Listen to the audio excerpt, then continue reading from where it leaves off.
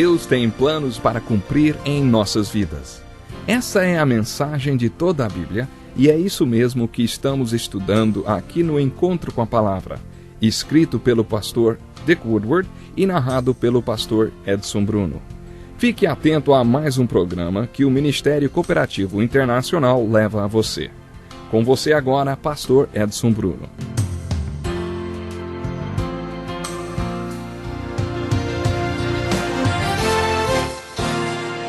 Olá, seja bem-vindo a mais um Encontro com a Palavra. É uma alegria muito grande iniciar mais um estudo da Palavra de Deus com a sua participação.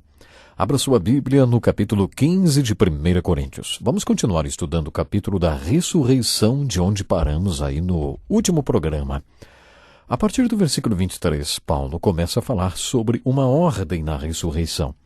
Mas cada um por sua vez, ele escreveu, Cristo em primeiro lugar e depois os que forem dele por ocasião de sua vinda. Estudando o capítulo da segunda vinda de Jesus Cristo, aprendemos que quando Cristo vier, chamará aqueles que tiverem morrido nele. Os mortos em Cristo ressuscitarão primeiro, é o que nos conta o capítulo 4 de 1 Tessalonicenses. Você já deve ter me ouvido contar a história do pastor que, observando a liturgia dos membros da sua igreja enquanto pregava, disse que sua igreja ia ser ressuscitada primeiro, porque as Escrituras dizem que os mortos em Cristo serão os primeiros. Falando sério, ele estava chamando a sua igreja todinha de mortos, frios. Então, Paulo escreveu que quando Jesus vier, os crentes que tiverem morrido nele, em Cristo, serão ressuscitados. Mas, e o que acontecerá com os crentes que estiverem vivos, hein? Algo acontecerá com eles. Como veremos neste capítulo, eles não poderão entrar no estado espiritual nem no céu com seus corpos terrenos. Terão que passar por uma transformação. Veremos a seguir o que Paulo escreveu sobre isso. Existe uma ordem para os eventos da segunda vinda. Primeiro, serão ressuscitados os que já tiverem morrido e depois os que estiverem vivos serão radicalmente transformados para estarem preparados para o estado eterno. Vamos falar mais sobre isso posteriormente, mas aqui no versículo 24, Paulo escreveu, Então virá o fim, quando ele entregar o reino a Deus, o Pai, depois de ter destruído todo domínio, autoridade e poder. Agora acompanhe comigo a leitura dos versículos 30 a 34, que diz assim, Também nós, porque estamos nos expondo a perigos o tempo todo, todos os dias enfrento a morte, irmãos. Isso digo pelo orgulho que tenho de vocês em Cristo Jesus, nosso Senhor. Se foi por meras razões humanas que lutei com feras em Éfeso, o que ganhei com isso? Se os mortos não ressuscitam, comamos e bebamos, porque amanhã morreremos. Não se deixe enganar. As más companhias corrompem os bons costumes. Como justos, recuperem o bom senso e parem de pecar. Pois alguns há que não têm conhecimento de Deus. Digo isso para a vergonha de vocês. Estes são os versículos principais desse capítulo e neles Paulo insistiu na questão da ressurreição, mostrando as razões por que ela pode ser provada e por que podemos crer nela. De certa forma, Paulo continuou a dizer o que já havia dito no versículo 19. Se é somente para esta vida que temos esperança em Cristo, somos de todos os homens os mais dignos de compaixão. Neste ponto, no versículo 33, Paulo repreendeu os coríntios dizendo, não se deixem enganar, as más companhias corrompem os bons costumes.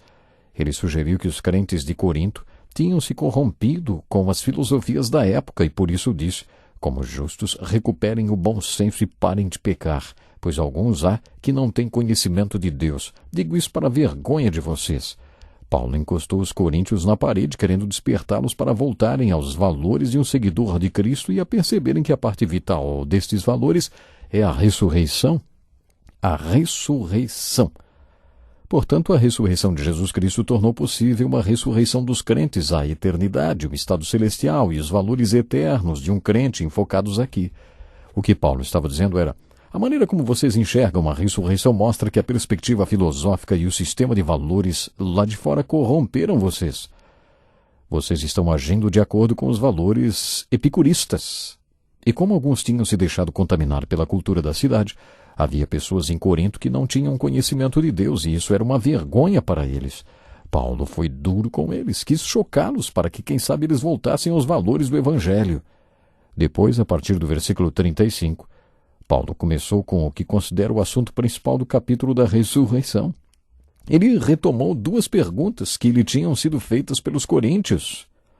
Essas perguntas deveriam estar na carta que eles escreveram e que Paulo mencionou no capítulo 7, versículo 1, que diz assim: quanto aos assuntos sobre os quais vocês escreveram, talvez eles tivessem escrito não apenas sobre casamento, carne oferecida a ídolos, o papel da mulher na igreja e dons espirituais.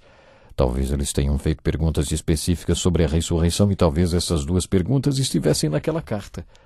Como ressuscitam os mortos? Com que espécie de corpo virão? Em outras palavras, como acontece a ressurreição e que tipo de corpos terão os que forem ressuscitados dos mortos? Estas são 2 perguntas óbvias quando pensamos na ressurreição.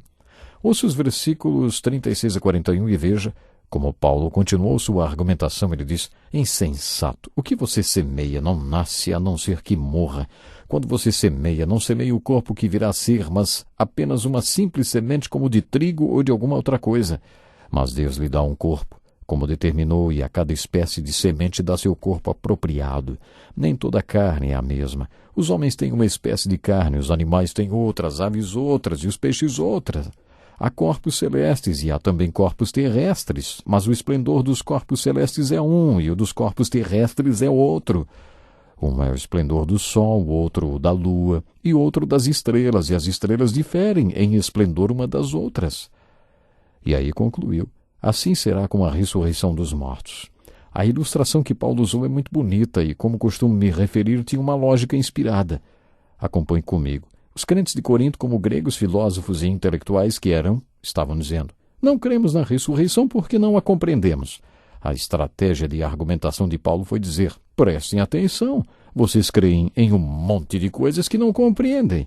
Vocês colocam uma semente qualquer na terra e quando esta semente morre, para de ser uma semente. Deus lhe dá um corpo de uma linda árvore ou de uma roseira. Vocês entendem como tudo isso se processa? Não. Mas creem que é isso que acontece, não creem?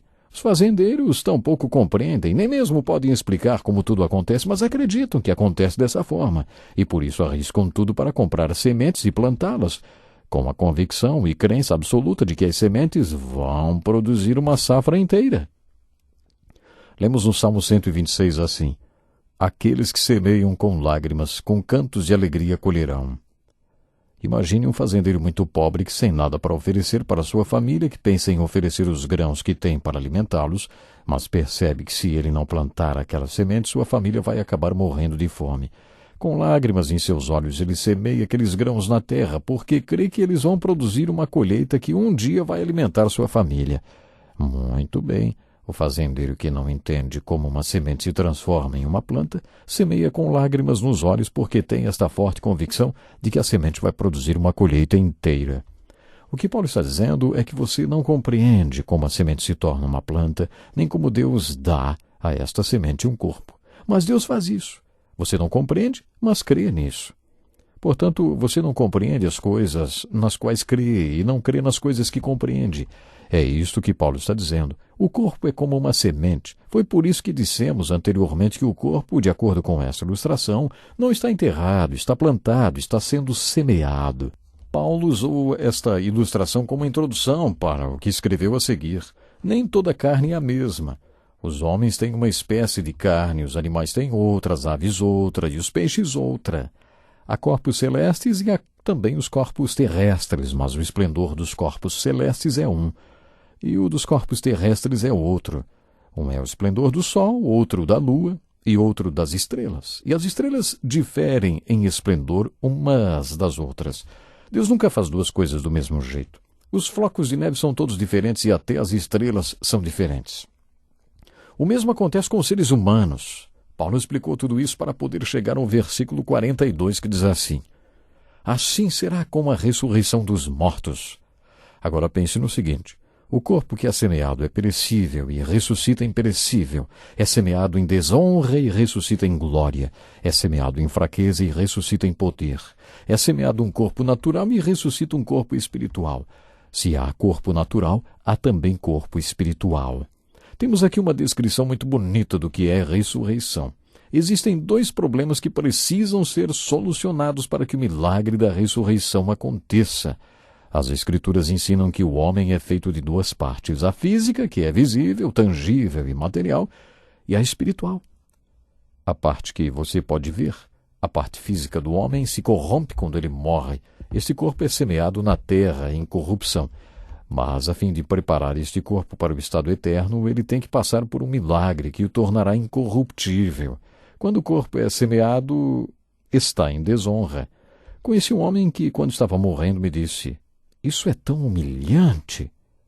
Existe algo de desonroso na morte. Mesmo sendo a morte desonrosa, o corpo vai ser ressuscitado em glória. A morte é o último estágio da fraqueza do corpo, por isso ele é semeado em fraqueza.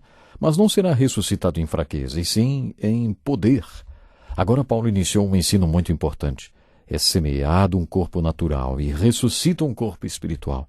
Puxa, mas um corpo espiritual? Esta é a pergunta para esquentar a sua mente até o próximo programa. O que Paulo disse aqui foi que existe um corpo natural e um corpo espiritual. Nós lidamos muito bem com a ideia de um corpo natural, físico. Mas o que ele quis dizer por um corpo espiritual? Quando pensamos em um corpo, pensamos em algo tangível, físico e visível. Quando pensamos em espiritual, pensamos exatamente no oposto, algo intangível e invisível. Mas agora, o que é invisível e o que é visível? Ou o que é intangível e tangível? Uma matéria imaterial? O que Paulo quis dizer quando se referiu a um corpo espiritual? O que é um corpo espiritual? Em sua terceira epístola, João escreveu que ainda não se manifestou o que havemos de ser. Sabemos que seremos como ele é, porque quando virmos, seremos como ele. Nós o veremos como ele é. Mas afinal, o que é um corpo espiritual? Eu sei que isso ainda não foi revelado. João afirmou no primeiro capítulo de sua primeira epístola que ele viu o corpo ressuscitado de Jesus. Ele o tocou e o examinou detalhadamente. Mesmo assim afirmou no capítulo 3, ainda não se manifestou o que havemos de ser. Eu não tenho certeza se nosso corpo ressuscitado será exatamente igual ao corpo ressuscitado de Jesus. Talvez isto ainda não tenha sido revelado.